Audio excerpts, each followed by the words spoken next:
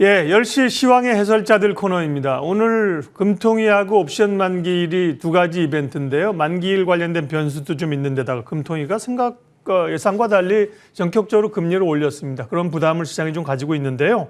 블루워크 이동훈 대표님과 함께 변수 점검하고 전략 세우겠습니다. 어서 오십시오. 안녕하세요. 지난번에 왔을 땐 자동차 얘기를 좀 해주셔가지고요. 그때됐다. 기아, SL 얘기하셨는데 기아가 흐름 좋았거든요. 예. 네, 오늘도 좀 기대를 하면서요. 주제부터 좀 잡아봤습니다. 오늘의 주제 확인할게요. 이동훈 대표님과는요. 예, 삼성전자에 고전하고 있는 외국인, 고전이라기보다 약간 외면 이런 거죠. 그죠? 이제 외국인이 또 눈도장 찍은 다른 종목 어떤 게 있을까 고민해 볼 텐데요. 일단은 미국의 3월 그 소비자 물가 지수가 이번 주에 가장 중요한 이벤트가 아니었을까 싶은데요. 예. 지났고요. 이제 뭐 지금은 오늘 금통위 금리 올렸고 중국 봉쇄도 있고 어떤 변수들을 좀 핵심적으로 체크를 해야 됩니까 앞으로? 우리 시장의 직접적인 요인을 생각을 해보면 고민이 이제 두 가지일 겁니다. 그러니까 네. 물가 물가 부담 하나 있고 이제 그다음에 또한 이제 중국 부담이 네. 아무래도 시장을 누르는 요인인데. 그러니까 물가 부담은 일단 미국에서는 좀 고비 넘긴 거 아니냐 이런 주장들이 나오고 있죠. 네. 생산자 물가 지수가 예상보다 대폭 상회하는 그런 모습이 나오긴 했지만 그럼에도 불구하고 올라갔거든요. 3월에 전쟁 나서 국제유가가 이제 WTI 기준으로 130달러까지 올라갔었기 때문에 뭐 그걸 반영했다라고 본다라면 지금은 유가는 고점 대비 한 20% 빠졌으니까 정점이다 이렇게 이제 기대하는 게 있고 또 하나는 이게 이제 좋은 거 나쁜 거 다 있는 거긴 합니다만은 임금 상승 속도보다 물가 상승 속도가 더 빠르잖아요.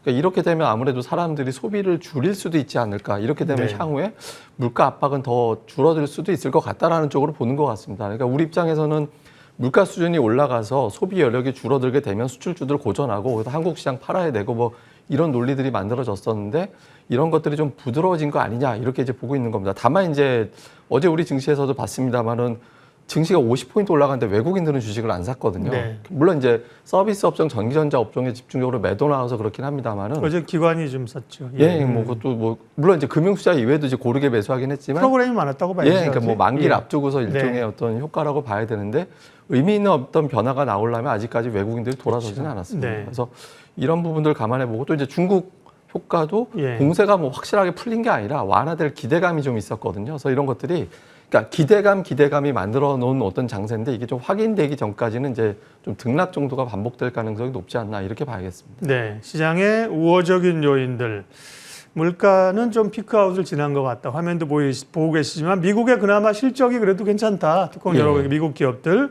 불안한 요인들은 뭐 인플레이션, 중국 이런 얘기를 해주셨고요. 외국인 오늘 주제로 잡았으니까요. 외국인이 뭐 역대급으로 지금 한국 주식 보유 비중이 지금 낮다면서요. 예. 27% 초반까지.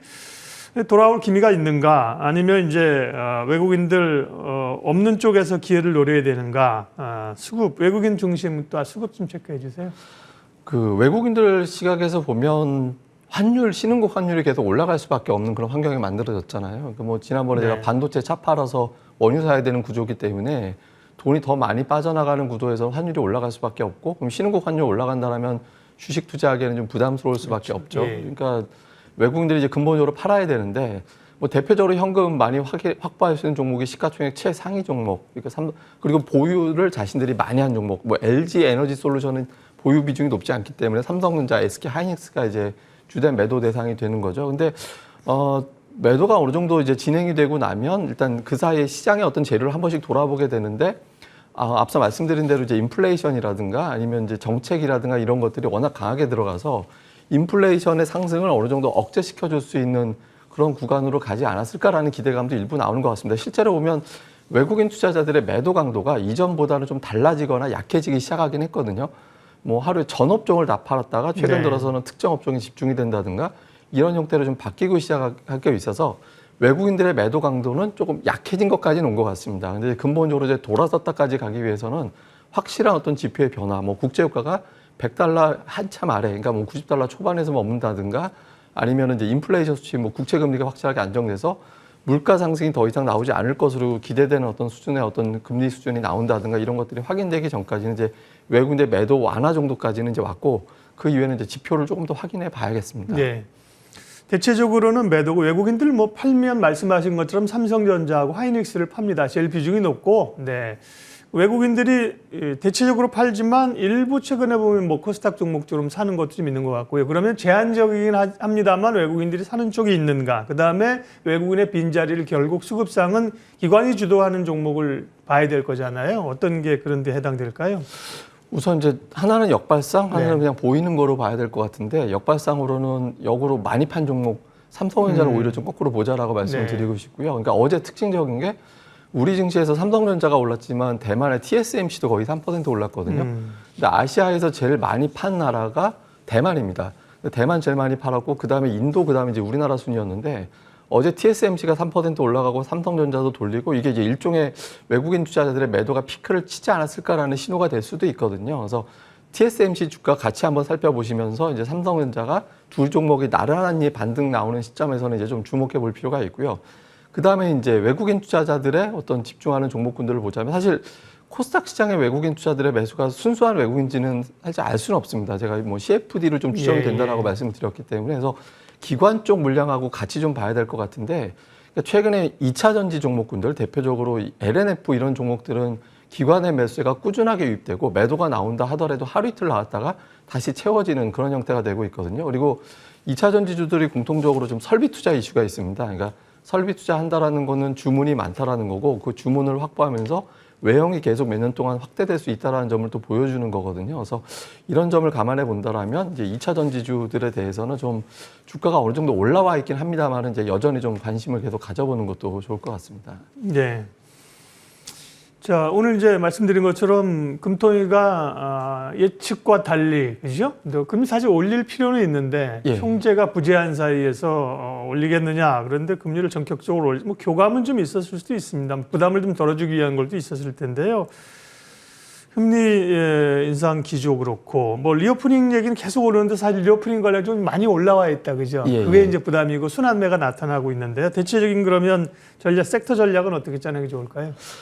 우선 금통위 결정은 이번에 이렇게 나쁘진 않았다고 봐야 될 것 같습니다. 왜냐하면 네. 이제 미국이 지금 연속해서 0.5포인트 인상이 예정이 돼 있기 때문에 예. 그러면 선제적으로 좀 올려놓는데. 그러니까 우리나라 금리하고 이제 역전되는 게 3분기 초반이면 역전이 될 가능성이 높거든요. 그래서 우리가 미리 좀 금리를 올려놓으면 그러니까 미국 금리와의 역전 시점을 조금 늦춘다든가 뭐 이런 것들이 좀 외환시장이라든가 이런 것들에 뭐 지금 오늘 뭐 주식시장에서 좀 흔들림이 나오곤 있습니다만 일부 좀 안도감을 줄 수도 있기 때문에 금통위의 결정은 그렇게 부정적으로 영향을 줄 것 같지는 않고요. 근데 전체적인 어떤 큰 흐름을 본다라면 뭐 지금 인플레이션 문제, 그다음에 리오프닝 문제, 어닝 문제 이런 것들이 다 중복적으로 겹치는 그런 구간이거든요. 특히 이제 2분기가 시작되면서 1분기 성적표에 대한 관심이 계속해서 높아질 수밖에 없습니다. 이렇게 되면 실적 성적표가 잘 나온 기업들, 최근에 실제로 보면 업종 내에서도 올라가는 종목, 못 올라가는 종목의 편차가 상당히 커지고 있거든요. 그러니까 업종 장세가 아니라 종목 장세 형태가 나타나고 있는데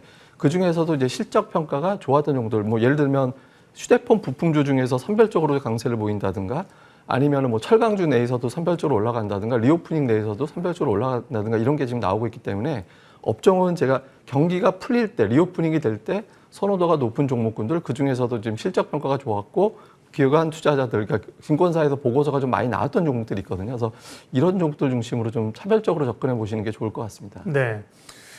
오늘 관심주 보기 전에 지난주 말씀하신 자동차 얘기 잠깐만 좀 코멘트 하겠습니다. 말씀해 주고 이제 오늘 뭐 이번 주 보니까 자동차에 관한 리포트들이 굉장히 많이 나오거든요. 예. 공급망 문제가 좀 해소되는 건지 수익성이 좋아지는 건지 뭐 또 목표가는 또 대부분 낮췄어요. 좋게 보면서 증권사들이. 이거 어떻게 해석해야 되는 겁니까? 네. 우선은 그 공급망 문제 대비 성과가 좋았다라는 평가는 공통적으로 나오고 있거든요. 잘 방어했다. 예, 그러니까 뭐 기아차 같은 경우가 이제 사실은 공급망 문제가 있음에도 불구하고 전분기 대비 생산량, 그러니까 출하량이 늘었잖아요. 그러니까 이제 실적에 대한 걱정이 있었는데 성적표가 좋았다라는 거고 지금 뭐 최근에 나온 리포트에서는 이제 공급망 문제도 이제 곧 해결될 때가 온 것 같다라는 취지의 어떤 보고서들이 좀 있었거든요. 그래서 이런 것들을 감안해 본다라면 아마 이제 주가에 대해서 긍정적으로 작용할 것 같고요. 목표 주가 하향 같은 경우는 그동안 주가가 워낙 많이 빠졌었기 때문에 그 괴리감이 워낙 커 있었다라는 점을 좀 고려를 해본다라면 뭐 목표 주가 하향한 폭이 이렇게 크지만 않다라면 그렇게 크게 이제 부정적으로 볼 필요는 없는 것 같습니다. 네.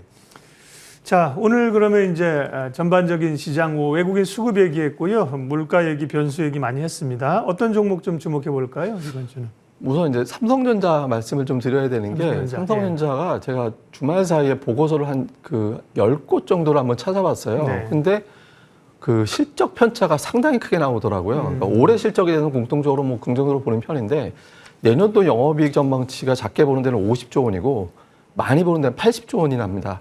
그러니까 영업이익 편차가 50조 원대 80조 원이면 굉장히 차이가 나는 것도 있고 또 한 가지는 당장 뭐 지금 2분기도 어려운데 내년 추정하니까 편차가 크게 나타나겠죠. 예, 근데 내년도에 역성장한다라고 보는 곳이 있다라는 거죠. 그러니까 그 최근에 삼성전자 주가가 약한 것도 그런 이유라고 보는 거고 그 근거로는 그러니까 인플레이션이 심해지면 사람들이 소비 여력이 줄어들게 되고 소비 여력 줄어들게 되면 그만큼 이제 삼성전자 제품이 들어가는 어떤 제품들의 판매가 축소된다라는 게 논리라고 보여지거든요. 근데 뭐 앞서 말씀드린 대로 이제 리오프닝에 대한 어떤 기대감이 좀 있고 그다음에 공급망 문제, 인플레이션 문제들이 대부분 다 정점을 보내고 있다라는 기대감도 동시에 좀 작용하고 있습니다. 그래서 이런 것들을 좀 작용해 본다라면 부정적인 이슈보다는 대부분 다 이제 반영됐다라는 점에 좀 저점 매수가 가동될 수 있다라고 봐야 돼서 삼성전자에 대해서는 좀 긍정적으로 볼 필요가 있고요. 그다음에 또 하나는 이제 리오프닝, 이제 내일 사회적 거리두기 조정 방안이 나올 것 같은데 사실상 거의 뭐 전면적인 리오프닝이나 다름없는 수준으로 나올 거다라는 얘기 나오고 있거든요. 뭐 지금